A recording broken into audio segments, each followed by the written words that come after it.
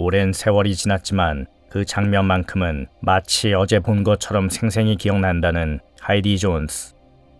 1970년 7월 31일 아침, 잠에서 깬 4살 배기 하이디는 오싹한 기분이 들었고 자신의 방 열쇠 구멍을 통해 거실을 들여다보았습니다. 형체를 알 수 없는 무언가가 바닥에 있는 것이 보였습니다. 아이는 문을 열었고 거기서 평생 잊지 못할 광경을 목격합니다. 엄마가 이미 숨을 거둔 채 엎드린 자세로 바닥에 쓰러져 있었던 겁니다. 거실은 피로 낭자했습니다. 하이디는 현관문을 박차고 밖으로 나왔습니다. 마당에서 놀고 있는 이웃집 오빠가 보였습니다. 하이디와 눈이 마주친 아이는 "하이디 이리 와봐, 보여줄 게 있어" 라고 말을 걸었습니다. 그러자 하이디는 "엄마가 죽은 것 같아" 라고 대답했고 이웃집 오빠의 부모님은 곧바로 경찰에 신고했습니다. 사건 현장에 도착한 경찰은 참혹한 광경에 놀랍니다. 외부인이 강제로 침입한 흔적이 없고 분노를 거리낌 없이 표출한 범행의 잔혹성으로 미루어 범인은 원한이나 지정 등의 관계에 있는 아는 사람일 것으로 추정했습니다. 성범죄로 의심될 만한 정황도 있었습니다. 상의가 위로 말려 올라가 있고 하의의 일부가 찢어져 있었던 점이 바로 그것이었습니다. 도대체 누가 이런 끔찍한 짓을 저질렀을까? 범행의 대상이 된 사람은 23세의 싱글맘 로레타 존스. 그녀는 19세의 어린 나이에 하이디를 낳고 홀로 아이를 키우고 있었습니다. 사건이 일어날 당시 불과 7,000명 남짓의 인구의 작은 마을인 유타주의 프라이스라는 곳에서 어린 시절부터 줄곧 살아온 그녀는 미혼모에 대한 주위의 따가운 시선 속에서도 엄마로서의 역할에 최선을 다하고 있었습니다. 할아버지의 배려 덕택에 작은 집을 마련할 수 있었던 로레타는 딸 하이디를 끔찍히 아꼈고 모녀 사이는 각별했습니다. 친절하고 좋은 성품 덕분에 주위 사람들과의 관계도 원만했던 로레타 존스. 경찰은 정확한 사인을 밝히기 위해 부검에 들어갔습니다. 부검 결과 다수의 자창이 치명상으로 이어진 것으로 소견이 나왔습니다. 현장에서 발견되지 않았던 범행 도구로 사용된 칼은 폭이 좁고 작은 형태로 범인이 평소 몸에 지니고 다녔거나 미리 준비해 간 것으로 추정했습니다. 실내에서는 정액이 발견되어 경찰이 애초에 의심했던 부분이 사실로 확인되었습니다. 요즘같이 과학 수사 기법이 발전한 시대에는 체내에서 발견된 DNA가 범인을 특정하는 데 결정적인 증거가 될 수 있었던 상황. 하지만 이때는 1970년으로 DNA 테스트가 도입된 1980년대보다도 이전이었습니다. 부검 결과에서 또 한 가지 특이점이 있다면 방어흔이 거의 없었다는 것입니다. 로레타는 왜 저항을 하지 않았을까? 순식간에 제압을 당해서라고 볼 수도 있지만 자신을 돌보기보다 다투는 소리를 듣고 혹여 하이디가 뛰어나와 해를 입지는 않을지 아이를 보호하려는 마음이 앞서 그랬던 것은 아닌지. 경찰은 어쩌면 홀로 남겨진 아이가 사건 해결에 도움이 될 만한 것을 알고 있을지 모른다고 생각했습니다. 그러나 그것은 막연한 기대였습니다. 유일한 목격자일 수 있는 아이는 상황의 심각성조차 정확히 인지하지 못하는 4살짜리에 불과했기 때문입니다. 그런데 아이로부터 뜻밖의 답변이 돌아왔습니다. 탐이 했어요. 어른이 된 하이디는 트라우마로 인해 그날의 기억의 상당 부분이 소실되었다고 말을 합니다. 하지만 예나 지금이나 탐이 했다는 것을 알고 있다는 느낌만큼은 그대로라는 하이디 존스. 하이디의 할머니는 일기장에 당시 손녀의 생생한 증언에 대해 이렇게 적고 있습니다. 발소리가 들렸어요. 탐이었어요. 그 아저씨는 늘 작업화를 신고 집에 와서 소리를 알거든요. 엄마한테 말하는 목소리도 들었어요. 얼마 있다가 쿵 하는 소리가 들렸고 방 열쇠 구멍을 통해 보니 아저씨가 보였어요. 탐 같았어요. 탐 에글리. 아이의 입에서 나온 사람의 풀네임이었습니다. 그와 로레타는 소개팅으로 만나 2달 동안 잠깐 사귄 사이였습니다. 해군에서 복무하다 만기 전역 후 수리공으로 생계를 꾸려가고 있었고 일정한 주거 없이 떠돌이 생활을 하는 사람이었습니다. 사건 당시에는 프라이스와 가까운 헬퍼라는 지역에서 호텔에 투숙하고 있었습니다. 한편 마을에는 사건이 일어나기 불과 몇 시간 전 불미스러운 일이 하나 더 있었습니다. 로레타의 집에서 500m가 채 안 되는 거리의 이웃에서 납치 미수가 있었던 겁니다. 밖에서 놀다 날이 어두워져서야 집에 돌아온 로리. 같이 자전거를 타고 놀던 오빠와 오빠 친구는 조금 전에 먼저 집에 들어간 상황이었습니다. 로리가 자전거에서 내려 집으로 막 들어가려는 순간 뒤에서 공격을 받았습니다. 안면이 없는 성인 남자가 뒤에서 한 손으로는 입을 막고 다른 한 손으로는 몸을 낚아챘습니다. 로리는 그 남자로부터 벗어나기 위해 발버둥 쳤고 그 과정에서 입을 틀어막고 있던 손이 잠깐 풀리면서 소리를 지를 수 있었습니다. 남자는 순식간에 도망쳤고 곧 시야에서 사라졌습니다. 신고를 받고 로리의 집에 도착한 경찰은 아이로부터 불쌍의 남성에 대한 인상착의와 중요한 단서들을 손에 줄 수 있었습니다. 손에서 기름 냄새가 났고 특이한 모자를 쓰고 있었다. 꽃문양이 들어간 노란색 웰딩 캡이었다. 충격적인 사실은 로리의 범인에 대한 묘사가 오빠가 자전거를 타고 집에 오다가 본 남성과 일치한다는 점입니다. 이상한 모자를 쓰고 길바닥에 앉아 햄버거를 먹으며 아이들을 지켜보고 있었다던 불쌍의 남자. 경찰은 두 사건이 연관되어 있다고 보고 동일범의 소행일 가능성을 제기했습니다. 사건이라고는 좀처럼 발생하지 않는 조용한 마을에 같은 날 인접 지역에서 연달아 발생했기 때문입니다. 경찰은 로리를 공격한 남성에 대한 제보를 기다리는 한편 로레타의 딸 하이디가 범인으로 지목한 탐 에글리를 불러들여 조사를 벌였습니다. 먼저 경찰은 30일 그의 당일 행적에 대해서 물었습니다. 그러자 그는 외부에서 히치하이크로 프라이스에 갔다. 오는 중간에 하이웨이 랑데뷰라는 바에 들려 차를 태워준 사람과 같이 맥주를 마셨고 거기서 다시 차를 얻어 타고 프라이스에 내렸다. 거기서는 윈도우 쇼핑을 2시간 정도 했고 햄버거를 사 먹었다. 그런 다음 다시 바로 돌아가 술을 마시다 집에 갔다고 말했습니다. 그러면서 그날 프라이스에 있었던 건 맞지만 로레타의 집 근처에는 가지도 않았다면서 자신은 사건과 관련이 없음을 분명히 했습니다. 그의 알리바이는 확인이 필요했고 경찰은 바 주인에게 그날 탐 에글리를 본 적이 있는지 물었습니다. 바 주인은 이날 그가 처음 왔을 때는 맥주 한 잔을 마시고 급히 떠났고 밤 11시 30분에서 12시 사이 다시 와서 술을 마셨다고 진술했습니다. 그런데 이날 그와 나눈 대화에서 한 가지 특별히 기억나는 것이 있다고 바 주인은 이야기를 들려줬습니다. 셔츠에 빨간 자국들이 눈에 띄어서 그에게 묻어있는 게 뭔지 묻자 페인트 자국이라고 말을 한 것이었습니다. 혹시 묻어있던 게 피는 아니었을까? 경찰은 탐 에글리의 숙소였던 뉴사우스 호텔에 방문해 그날 입었던 옷을 넘겨줄 수 있는지 요청했고 그는 흔쾌히 응했습니다. 반듯하게 다림질이 된 셔츠와 바지를 형사들에게 건넨 그는 묻어있던 페인트 자국은 세탁해서 깨끗하게 사라졌다고 말했습니다. 그는 방 수색에도 동의했습니다. 경찰은 그의 방에서 여러 개의 포켓 나이프를 발견했고 그의 동의하에 칼들을 수거해 올 수 있었습니다. 탐은 조사를 받는 내내 경찰의 협조적인 태도를 보였습니다. 경찰은 그로부터 수거한 증거물을 FBI로 보내 감식을 의뢰했습니다. 결과를 기다리는 사이 로리의 납치 미수범에 대한 결정적인 제보가 있었습니다.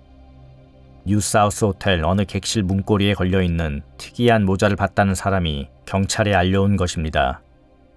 이미 탐의 진술에서 7월 30일 그가 프라이스에 있었고 햄버거를 먹었다는 사실을 확인한 경찰은 로리 오빠의 범인에 관한 묘사와 일부 부합되는 점을 발견하고 그를 로리 사건의 범인으로 의심하고 있던 차에 제보는 심증을 확신으로 바꿔 놓았습니다. 경찰은 라인업에 탐을 세운 뒤 로리와 로리의 오빠를 불러 그때 마주친 남자를 골라낼 것을 요청했고 남매가 탐 에글리를 지목하면서 그는 즉시 체포되어 구속됩니다. 이제 경찰에게 남은 일은 그가 로레타를 죽인 혐의를 밝혀내는 것이었습니다. 하지만 직접 증거를 확보하지 못한 상황에서 마지막 기대를 걸었던 FBI 감정 결과가 소득 없이 끝나면서 경찰은 당혹감을 감추지 못했습니다. 그의 옷과 포켓 나이프에서 어떠한 혈흔도 발견되지 않았기 때문입니다. 그럼에도 검찰은 탐 에글리를 로레타를 죽인 혐의로 기소를 결정합니다. 하지만 재판을 열 정도의 혐의 입증을 위한 충분한 증거가 있는지를 따지는 예비신문에서 판사가 증거 부족을 근거로 공소기각 결정을 내리면서 탐 에글리는 결국 납치 미수 혐의만 적용되어 90일만 복역하고 출소합니다. 시간이 지날수록 단서와 제보는 점차 줄었고 사건은 그렇게 미제로 남게 됩니다. 2009년 7월 유타주 프라이스. 40년 가까이 장기 미제로 남아있던 이 사건 해결의 시발점은 뜻하지 않은 곳에서 시작되었습니다. 차를 도난당한 하이디는 페이스북에 이 사실을 올렸고 고등학교 시절 한때 친구였던 데이비 브루어가 카본 카운티 보안관서에서 재직 중이라 도움을 줄 수 있다며 페북 메시지를 보내왔습니다. 순간 그에게 엄마 사건 얘기를 꺼내볼까? 라는 생각이 하이디의 머릿속을 스쳐갔습니다. 사실 그녀는 엄마 사건의 범인을 잡기 위해 그동안 백방으로 노력해 왔었습니다. 언솔브드 미스테리라는 프로그램에 사연을 제보한 적이 있었고 법 집행기관에 끊임없이 편지를 보내 사건의 진상규명을 호소했습니다. 그러나 그때마다 돌아온 건 모두 냉담한 반응뿐이었습니다. 어쩌면 데이빗이 엄마의 죽음을 둘러싼 의혹을 풀 수 있는 마지막 희망이 될지 모른다는 생각이 들었습니다. 하이디는 그가 아트 페스티벌에 간다는 소식을 듣고 무작정 찾아가서 사건을 다시 수사해달라고 부탁했습니다. 다행히 데이빗은 흔쾌히 응했습니다.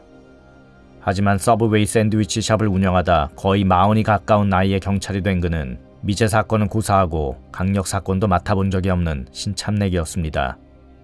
비록 순수한 마음으로 친구의 부탁에 호기롭게 응하긴 했지만 마음 한켠에는 걱정이 앞선 것도 사실이었습니다. 그것보다 그를 힘들게 한 건 따로 있었습니다. 사건 파일과 증거가 모두 사라져 있었기 때문입니다.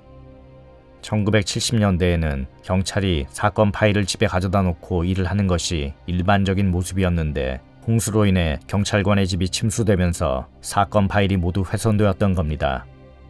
브루어 경사가 손에 줄 수 있었던 건 부검 결과서와 오래된 신문 기사들 그리고 하이디가 건네준 한 장의 범행 현장 사진뿐이었습니다. 당시 참혹했던 상황이 남아있는 현장을 배경으로 누군가가 하이디를 찍어준 오래된 한 장의 사진. 브루어 경사는 사진이 기이하다고만 생각했을 뿐 사건의 실마리가 사진 속에 숨어있을 줄은 미처 생각하지 못했습니다. 나중에 밝혀지지만 사진에는 용의자를 특정하는 데 필요한 중요한 단서를 담고 있었습니다. 부검 결과서를 받아든 그는 당시 진례에서 검출된 범인의 DNA가 있었다는 사실을 알게 됩니다. 오늘날 범인을 잡는데 확실한 증거가 될 수 있었던 상황. 하지만 증거가 이미 사라져버린 마당에 더 해볼 수 있는 건 없었습니다. 그는 이제 신문 기사들을 통해 사건의 진실에 보다 가까이 다가서고자 했습니다. 기사들은 한 명의 유력한 용의자를 가리켰습니다. 탐 에글리였습니다. 그러나 그는 혐의를 벗으면서 정식 재판에 회부되지 않았습니다. 브루어 경사는 궁금했습니다. 애초에 왜 그가 유력 용의자로 떠올랐는지 그리고 어떻게 그가 혐의를 벗을 수 있었는지. 하지만 신문 기사를 아무리 찾아봐도 그런 부분에 대한 자세한 내막까지는 알 수 없었습니다. 기존의 수사를 맡았던 형사들은 현장 감식 요원 한 명을 제외하고는 모두 고인이 되어 도움을 얻지 못했습니다. 다시 한번 그는 벽에 부딪혔습니다. 다행히 예비 신문 재판 기록을 수소문해서 간신히 구해 당시 경찰이 탐 에글리를 용의자로 특정한 배경과 관련 증인들 그리고 로레타를 죽인 혐의가 기각된 이유에 대해 찾아볼 수 있었습니다. 경찰은 두 사건이 동일범의 소행이라고 주장했지만 판사는 그 연결고리에 대한 논거가 빈약하다고 봤습니다. 로레타의 집 인근에서 탐이 범죄를 저질렀다는 점이 곧 로레타 사건 범행에도 그가 관여했음을 의미하지는 않으며 그렇게 볼만한 증거가 부족하다는 것이었습니다. 브루어 경사가 재판 기록을 검토하고 나서 한 가지 놀란 점은 하이디의 증언이 빠져 있었다는 것입니다. 아이는 줄곧 탐이 범인이라고 외쳤지만 경찰은 4살짜리의 목격담은 신빙성이 없다고 판단했던 걸까? 한 법률 전문가는 하이디의 증언 자체가 사실이라고 해도 트라우마를 겪은 어린아이를 증언석에 세우는 일은 경찰로서는 쉽지 않았을 거라고 합니다. 브루어 경사는 탐을 범인으로 본 기존 수사팀이 혹시 놓친 건 없었는지 살펴보기 시작했습니다. 가장 눈에 띄었던 건 탐 여자친구의 짧고 특별한 내용이 없는 진술이었습니다. 당시 8개월 임신 상태로 탐과 호텔에서 동거 중이던 탐의 여자친구 마샤 히달고. 그녀와 어렵게 연락이 닿아 그날의 기억에 대해 물어볼 수 있었습니다. 처음에는 더 할 말이 없다고 전화를 끊으려고 했던 그녀는 브루어 경사의 끈질긴 설득에 결국 평생 간직해온 어두운 비밀을 털어놓았습니다. 탐이 평소와 달리 굉장히 늦은 시간인 새벽 3시에서 4시경에 집에 돌아왔고 옷을 입은 상태로 샤워를 했다. 그리고 나서 옷을 모두 벗어 백에 담은 후 아침에 빨래방 가는데 혹시 세탁할 거 있으면 내놓으라고 내게 물었다. 평상시 그는 손도 까딱 안 하는 성격인데 이상했다. 다음날 오후 그가 빨래방에서 돌아왔을 때 전날 입었던 옷이 보이지 않아 그 옷들은 어디 갔냐고 묻자 구멍이 나서 버렸다는 답변을 들었다. 그리고 그녀는 나중에 경찰이 왔다 간 후 탐이 다른 옷을 경찰에 넘겼다는 얘기도 했다고 실토했습니다. 브루어 경사는 탐 여자친구의 자백이 사건의 판도를 바꿔놓은 계기가 됐다고 돌아봤습니다. 그가 탐을 범인으로 확정지을 수 있었던 사건은 하나 더 있었습니다. 당시 현장을 감식한 요원으로부터 로레타가 죽기 전 범인에 대한 단서를 남겼다는 말을 들은 것입니다. 이름 탐의 스펠링 중 T와 O를 혈흔으로 남긴 로레타. 마지막 순간까지 범인을 세상에 드러내기 위해 혼신을 다했던 노력은 46년 뒤 영원히 미제로 남았을지 모를 사건을 푸는데 중요한 단서를 제공하게 됩니다. 탐 에글리가 범인임을 확신한 브루어 경사는 그가 콜로라도주 로키포드에 살고 있는 걸 알아내고 집으로 찾아가 대면합니다. 어느덧 칠순의 노인이 되어 있는 탐에게 아주 오래전에 데이트했던 여성 중 참변을 당한 사람을 기억하느냐고 운을 떼자 그는 아주 오래전에 그런 일이 있었던 건 기억나지만 이름은 기억나지 않는다고 대답했습니다. 그렇다면 그 사건이 있었던 날 뭘 했는지는 기억나느냐고 묻자 마을에 갔던 게 기억난다. 히치하이크를 해서 갔고 햄버거를 사서 길거리에 앉아 먹었던 기억이 있다. 예전 여자친구의 이름은 기억이 안 나는데 40년 전 뭘 했는지는 정확히 기억이 난다. 브루어 경사가 떠나기 전 던진 질문에 대한 그의 답변은 더 의미심장했습니다.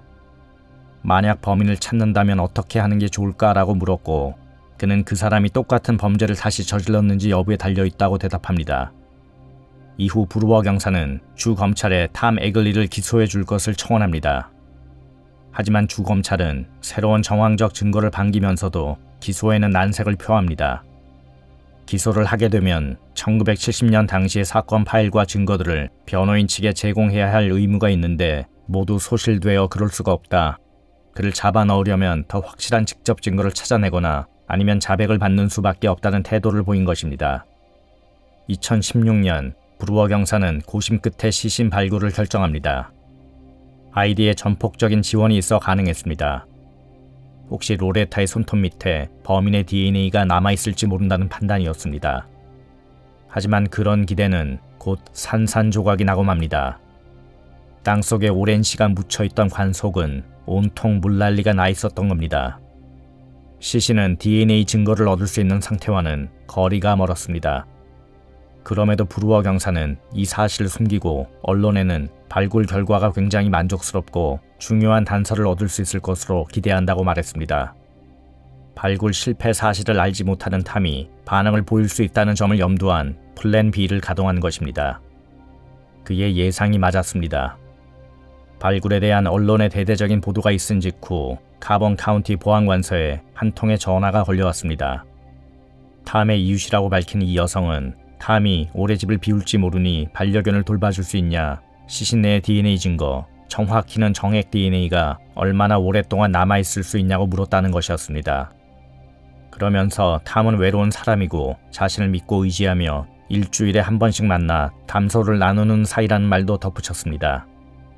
브루어 경사는 탐의 이웃인 리사 카터에게 정보원이 되어줄 것을 부탁하면서 향후 탐과 만날 때마다 도청장치를 부착하고 자백을 유도해달라고 요청했습니다. 자백 유도에 필요한 질문 등의 각본은 제공하겠다고도 했습니다. 리사는 요청에 응했고 곧바로 실행에 들어갔습니다. 그날 술 마셨어요? 마셨지. 그래서 동의하에 관계를 했고요. 그렇지. 관계 후에는 뭘 했어요? 이성을 잃었어. 끔찍한 짓을 했지. 부엌 칼로 했나요? 아니, 포켓 나이프로. 몇 번의 만남 뒤에 의외로 쉽게 탐 에글리는 그날의 범행에 대해 털어놓았습니다. 탐의 첫 자백이 있은 후 브루어 경사는 콜로라도로 직접 내려가 그로부터 범행 일처를 자백받습니다. 성관계를 갖기 위해 갔다가 로레타에게 거절당한 후 격분의 일을 저질렀다는 것이 그날의 전말이었습니다. 2016년 8월 16일 탐 에글리는 로레타 존스의 살인 혐의로 체포됩니다. 사건이 발생한 지 46년 만의 일이었습니다. 유죄를 인정한 탐 에글리는 법정에서 최소 10년간 가석방이 금지된 종신형을 선고받았습니다.